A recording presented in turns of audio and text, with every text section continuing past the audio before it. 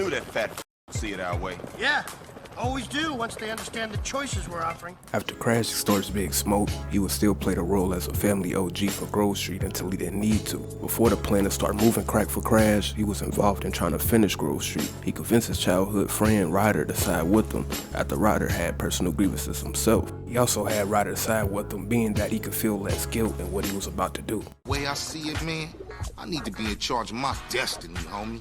This way you will be, homie. You know I got your back, right, homie? Cool. Now, the way I see it is that we don't have a choice. Ain't nothing to feel bad about. You put a gun to a brother's head, brother's gonna do what he's told. Although Smoke was on the side of the people that were starting something big, he still wasn't respected by these people. In a way, he was just in line waiting for his demise. Baller members speak about Big Smoke after they planned to buy cocaine from him, but one of the people involved didn't trust it, being that Smoke is of course Grove Street. How they speak on Grove Street shows the respect they didn't have, specifically towards Smoke. They're referring to Smoke being that he's the one they're quote-unquote copping from. Man, you sure about this thing? Man, I'm telling you, dude. Grove Street's gonna shit, man. They done. But we copping off one of they OGs, man. You sure this is cool? Or this some kind of trap? Hey, cool, man. Grove Street ain't even no real gang no more, homie. They perpetrators. Now they even know. Whoever this is saying this is true, being that Smoke says it out his own mouth to Sweet after he tries to convince Sweet to sell crack. For Smoke, this will also be the one and only time he tries to convince Sweet into doing this. Hey, fool, we losing the streets, man. Nah, we just standing by our principles, homie. But our principles are making us bitches, man. Man, that shit'll blow over. Oh, it whatever, always does. Here it shows why Big Smoke decided to take up Crash on their offer. Smoke didn't like how Grove Street was perceived, being that he was trying to fit in with what everybody else was doing at the time. To make real money, crack was the fast way to get it in LS, along with power, if they did it on a big enough scale. Throughout, Smoke knew that, which is why again he chose to go along with it. This also shows us that Smoke never probably had money up until this point, being how eager he is to get it. This ain't a fucking playground craze, man. This is the biggest money-making opportunity that guys like us will ever see. I got all the shit I need. Man, I thought we was in this for the hood. Not destroying the family, man. It's Grove Street, nigga. Now you got paid. You took the money. I'm trying to set you up for life here, boy, and you're inadequate. Maybe I should kill you instead. You about to wake up with your head 50 feet away from your body, son. Do what we agreed. Do it! This week! At this point, Smoke took payment from Tenpenny, getting a house and a new car, saying that to say it was no turning back for him. Sweet was supposed to be killed, but instead his mother was killed. This will alter Smoke's plans to take over Grove Street, especially with CJ returning back to LS, being that they didn't expect him to show up, after he didn't show up to his brother's funeral years prior. But for CJ, a second death in his immediate family made him drop everything. After 5 years on the East Coast, it was time to go home. While CJ goes through his childhood living room, Big Smoke was thinking an intruder was in the house. People think he was there waiting for Sweet to kill him, but you gotta remember, Grove Street and the Ballers are heavily at war, on top of Big Smoke forced to still play his role with Sweet still being alive.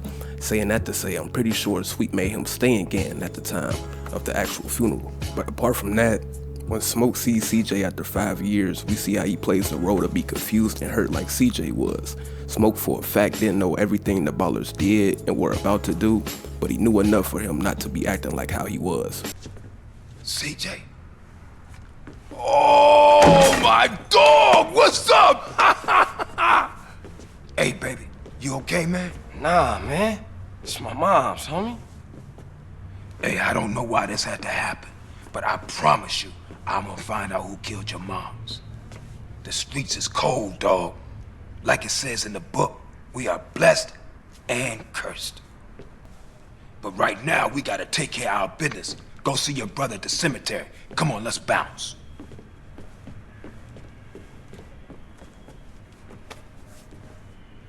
More proof the Ballers didn't respect Smoke, even though he's somewhat in business with a certain group of them, is when Ballers do a drive-by destroying his car.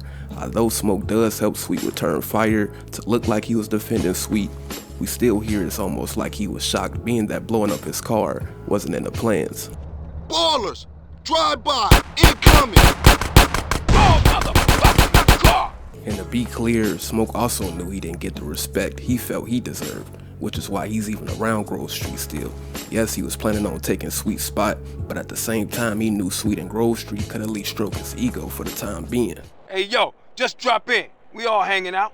But Smoke still being around, he would start to bump heads with Sweet, being that what he thought things should be, Sweet wasn't having. Sweet being the leader, Smoke is again forced to play his role. Hey, you gotta keep it real, man. This conversation, people think it's Big Smoke trying to convince Sweet to sell crack, but no. Smoke at this point is beyond trying to convince Sweet anything. He had Ryder on his side, which was all he needed, and now he has money. This conversation is about the current state of the members in Grove Street.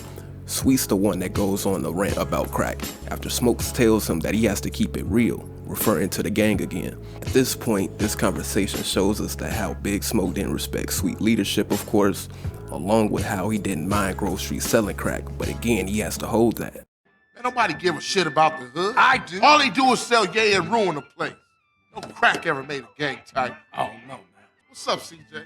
What's crack? Man, all they care about is smoking and money. You can't knock a homie's hustle, Sweet. Marks ain't soldiers. They idiots trying to be businessmen. Yeah, but they down with us, man. All they down with is money. Man, they're slang to their own mama. They don't care about nothing. You're naive, my friend. We gotta keep our focus.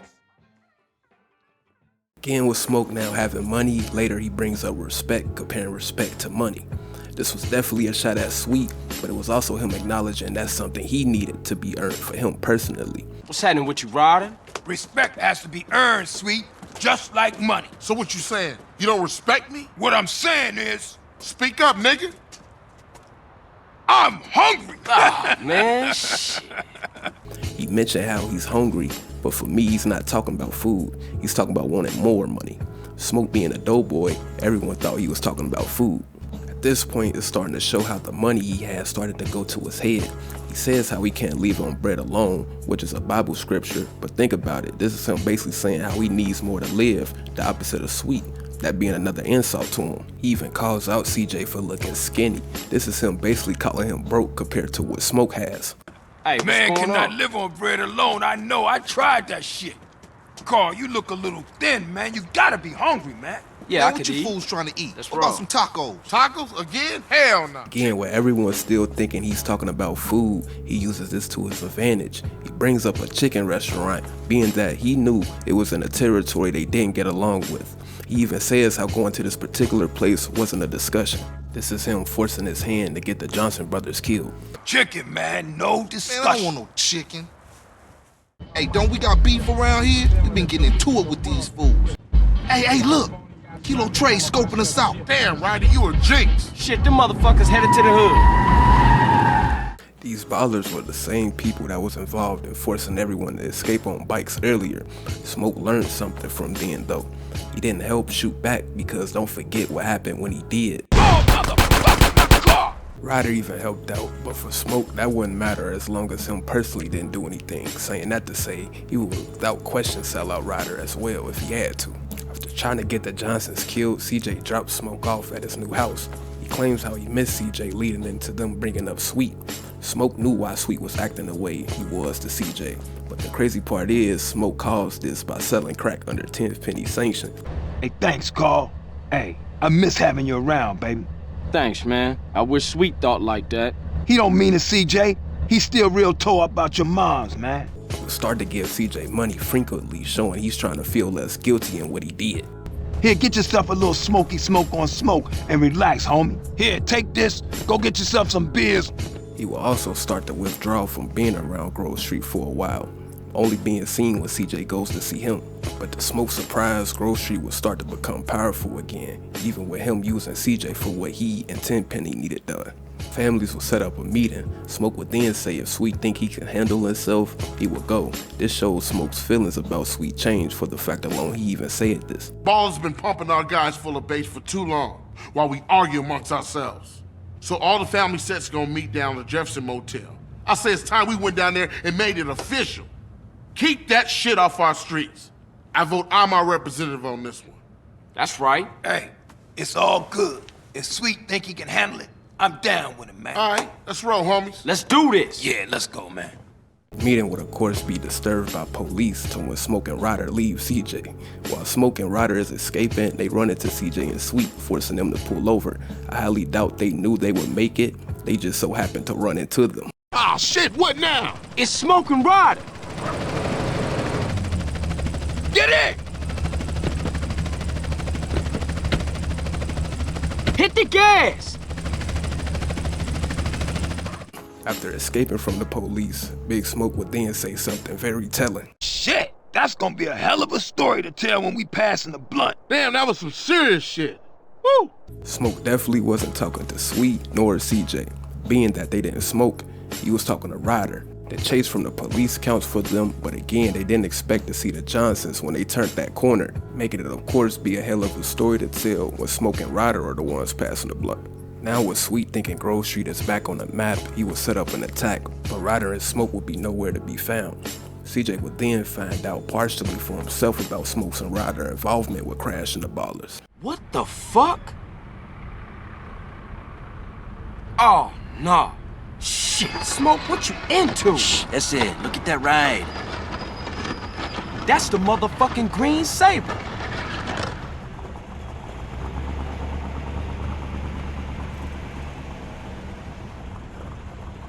Shit, Smoke? Crash making you sell us out? Moms! Sorry, Issy. I heard a rumor and poked around. I didn't believe it myself, but... Nah, you did the right thing.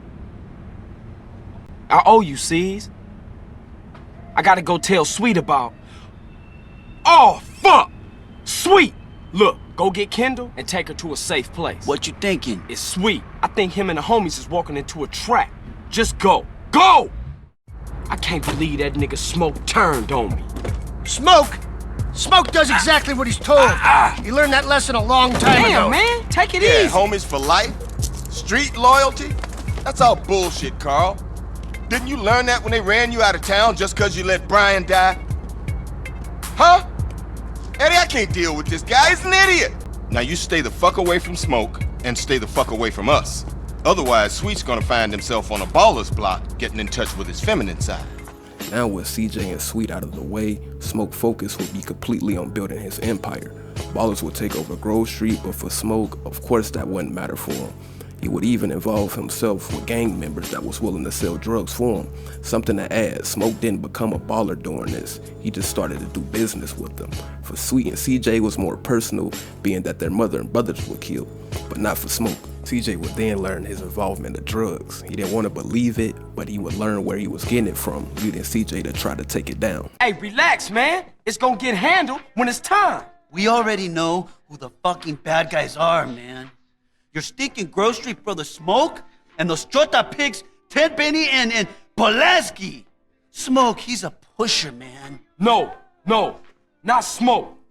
He might mess with Crash, but he don't mess with no Ye. Come on, CJ. How you think he got that new house, huh? Just let that Grove for life bullshit go and take a look around you. Word on the street is twice a week. Smoke sends a car out to San Fierro and the trunk comes back full of white. Shit! I gotta keep my eye on the highway to San Fierro. Maybe I'll see something. Just lay low and I'll be back. During this, Smoke was just getting stronger. He started to finally get respect, but only because of the money he had. There would be no contact between Smoke and CJ, but CJ still takes down the Loco Syndicate and in the pipeline, even killing Ryder, leading Smoker to going to try to invest in more legit things like managing OG Loc and trying to open up an orphanage. More positive news came from street good guy Big Smoke, who today unveiled his new orphanage in a ceremony in Los Santos. Yes, thank you. I'd just like to say this is a great day for the impoverished and disadvantaged of Los Santos. And it's a real honor that I am as generous as I am. I remember when I was a little boy, my dear mother would ask me what I wanted to be when I grew up. And I said, Mom, I want to be a savior. It's a great opportunity. The Big Smoke Orphanage teaches kids important skills. I was an orphan. I struggled. I saw friends make mistakes and get pulled from the path of righteousness. But now, thanks to the generosity of a great man like me, kids is gonna be saved. Big Smoke, baby. Remember the name. Time would pass to when CJ finally has reason to return to LS again. It's not until Sweet is released to when they started to try to get the families back. But Sweet didn't see them coming out on top in this situation. And of course it will cause Sweet into not seeing things through. He knew from the start how bad crack was, but he's actually forced into actually seeing it happen after he fought for it not to happen. Grove Street failing because of it, on top of Smoke's betrayal for money early on, he even almost admitted to it. I heard you was down, so I got a gift from B-Dub. It takes the pain away. Oh, what the hell you doing? Shit. Man, everything is KKK. Man, I just want to see what's so good. Man, this shit already destroyed the whole hood. I might as well let it destroy me too. This is what it boils down to now. Hey man, that shit steal your heart. You can't see that? This bitch talk nice to you and this what you do? Fuck! You're gonna have to deal with B-Dub. What? Beat up? We can handle that shit right now then. Off Get your ass out of here, bitch. But he'll pull it together. They would lock down Glen Park in hopes to find old family member beat up to when they do. Say something! Hey, nah, I ain't had no choice. I was threatened. Shit came from the boss, homie. What? Here's revealed Smoke had beat up sell crack for him early on. His reason to go against Grove Street was the same reason Smoke and Ryder did. CJ, the fuck you want? Get the fuck out of here. Wait, hold up, man. What happened to for life, nigga? The only thing that matters is the hood, homie. But you'll never understand what getting this money is like.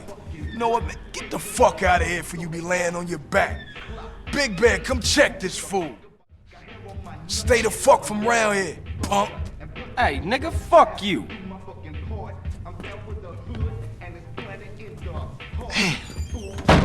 It's just fucked up.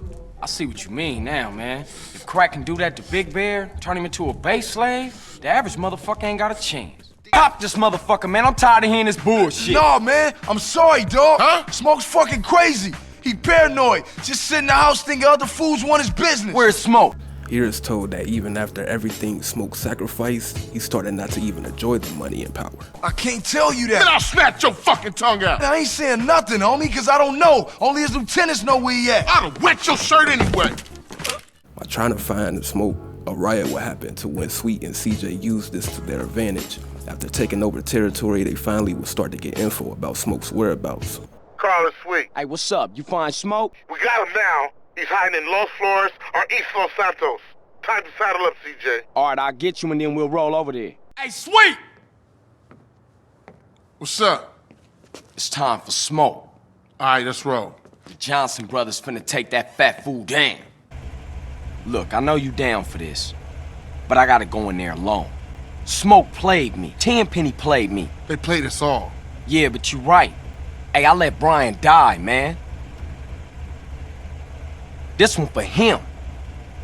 For Moms. And for you, bro. For Grove Street, baby. Yeah, for the Grove, baby. If you need me, you know I'll be. For sure.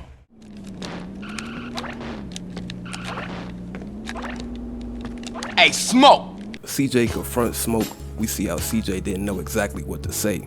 Smoke is seen on the game and attempts to escape from his reality, if you ask me. I say that because notice when you realize what's actually happening, he puts down the controller to do the unthinkable, to snap out of his zone. Hey, CJ, I was wondering when you would show up. How'd you know it was me? Knew it was my old dog, CJ. Knew you was coming and I don't give a shit. I'm here to take care of your fat ass, then I'm gonna take care of your friends in the police department. Where they at? Man, fuck this shit.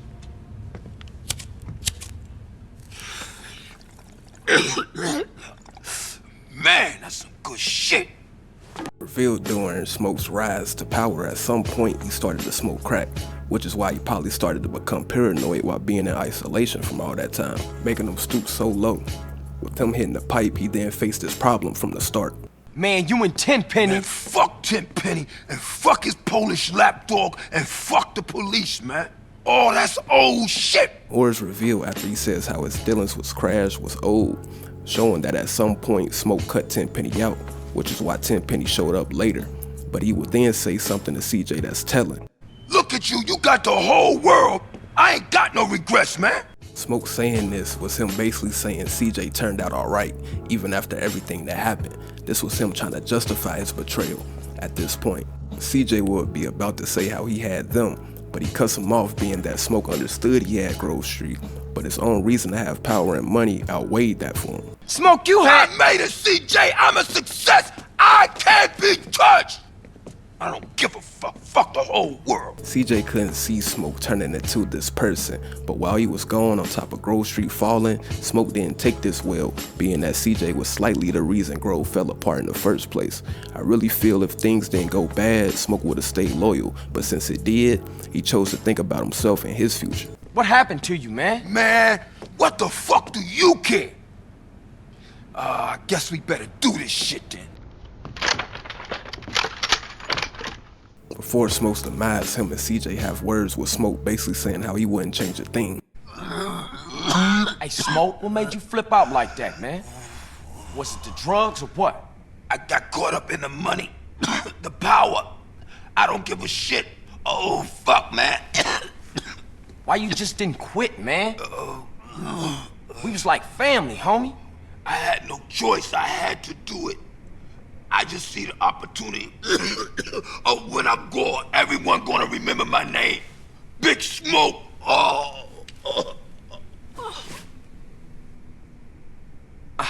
Damn, man. What a waste. What's up with Smoke? You know what's up with Smoke. He always saw things a little different than us. Smoke?